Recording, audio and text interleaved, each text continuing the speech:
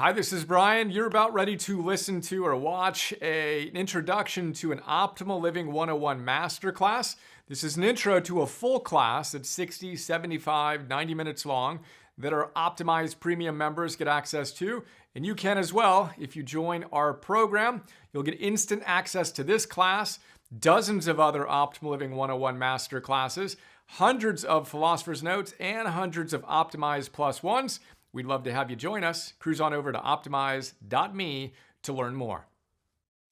Hi, this is Brian. Welcome back to the Optimal Living 101 Masterclass series. Today, I'm excited to chat about Energy 101, how to give your soul the energy it needs so you can live your greatest life. As always, we've got 10 big ideas. Actually, we have 11 ideas. Champions do more style. Let's start at the top, and then we will jump in. So, big idea number one, we're going to look at the Greek etymology of the word energy. What does it literally mean? Well, here's a hint. It literally means in work. Energy is basically a capacity to do work. You need to have a strong engine if you want to actualize your potential. That's going to be the underlying theme. It's obvious, but we've got to make that connection. All the things that you want to achieve in your life, our energy is going to be the engine to allow us to do the work and to do so with high levels of vitality, strength, power, vigor, etc. We're also going to talk about the microscopic powerhouses within your body called mitochondria. You have a quadrillion mitochondria. That's 10 million times a billion, right? Crazy number of these things. We're going to talk about that in some detail and how we play nice with our mitochondria such that those powerhouses do their work, such that we can be energized and do what we're here to do on the planet. The second big idea is to make an iconoclastic commitment to being exceptional heroes. The fact is, our society is profoundly sick. As Krishnamurti says, it's no measure of well-being, of no measure of your health to be well-adjusted to a profoundly sick society. As iconoclasts, the science and neuroscience of iconoclasm is step back, see things a little differently than most people, have the courage to be different, and then be an exemplar. Be the change you want to see and have ripples in the world. That requires commitment. It requires raising our standards. We're going to talk about that. And ultimately, being a hero. Why do we want to energize? To have the strength, the energy for two, so we can make a significant difference in the world, give our gifts in greatest service, etc. Big idea number three is going to be rule number one, which is the energy's all there. Everything you need, all that energy you need is there. We just need to get out of the way and quit doing the things that's dissipating our energy. But your body wants to be vital. It wants to be energized. We just need to quit doing the things that are, again, getting in the way. We're going to use two metaphors. One, golden heroes. We're going to talk about the golden Buddha story, which is actually not just a story, it's a historical reality, which is pretty cool. And we're going to talk about seeds and the latent potential in seeds. We'll talk about what I call our little micro farm in our backyard, where we've planted quite a few seeds. Pack it to soil. It's crazy how you activate potential when you have the right environment. But the energy was always there. The fourth big idea is Optimus You.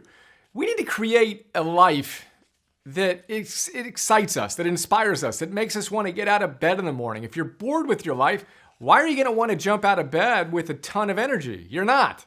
So we're going to step back and we're going to think about what would you do if you had no fear? Literally, if you had no fear. We'll do a little exercise on that. We need to see it, we need to believe it, and then we need to be that best version of ourselves.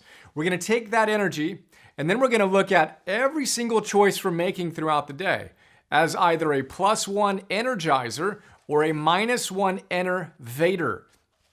Energizer, enervator. Everything we're doing throughout the day is doing one or the other.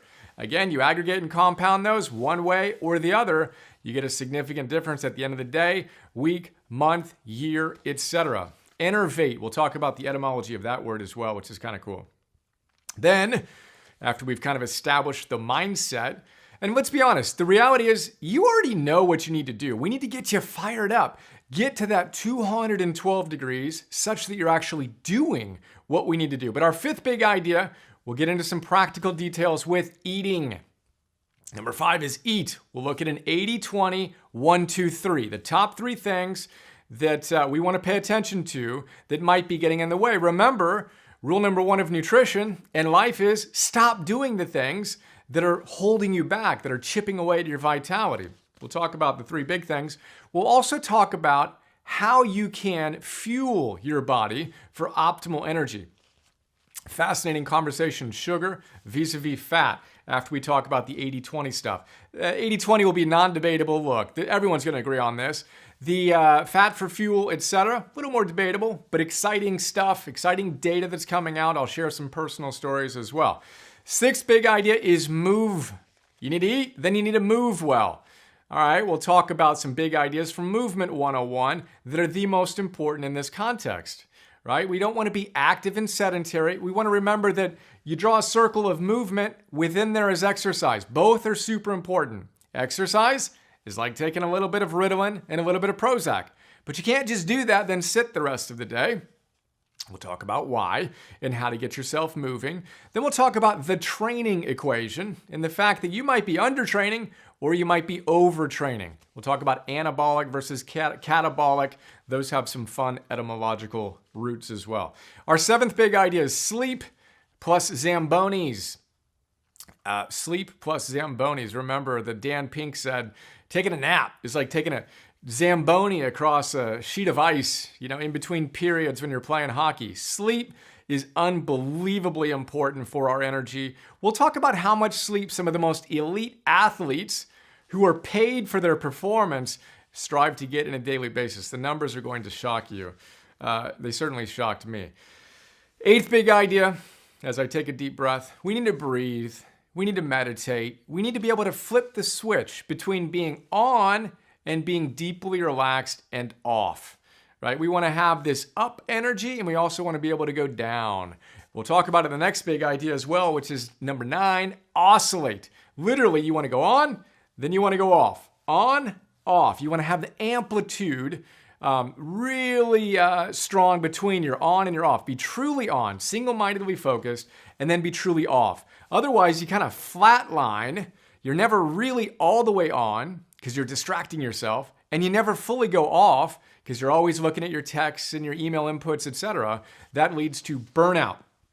So in that idea, we'll talk about making waves, and we'll talk about matching your best energy to the most important work. And then we'll talk about the fact that we need to create boundaries or we're going to create burnout. 10th big idea is to dominate. You want energy? Quit avoiding things. You need to approach the things that might be stressing you out so they don't grow in their power, right? When you feel a little bit of pain, you want to bring it on and go toward it. That's where the energy, the vitality, the joy comes from. We're also going to talk about the importance of dominating any potential digital addiction. When we look at enervators and what weakens us, there's no question that our digital stimulation, our incessant, all day, every day, and then late into the night, digital stimulation is one of the best ways to erode your energy and your capacity to bring yourself to the moment, which will be the final aspect of that idea, mastery of micro moments. And then our final idea, number 11, will be energy algorithms. Taking all these ideas and, as always, moving from theory to practice, identifying the number one thing you could be doing to boost your energy and the number one thing you need to stop doing to boost your energy, your self-care habit and your kryptonite. And then we're going to spiral up, make it one big game. We're going to revisit the theme of making your prior best your new baseline as we play the game as well as we can. What's the game? To me, the game is to be a eudaimon, to be that exemplar that Aristotle talks about, experience the joy, the happiness, etc., when we have a good soul. But that soul requires a ton of energy, so let's give it to him or her and enjoy the whole process. That's a quick look. Now let's jump in. Next step, go to optimize.me and sign up today.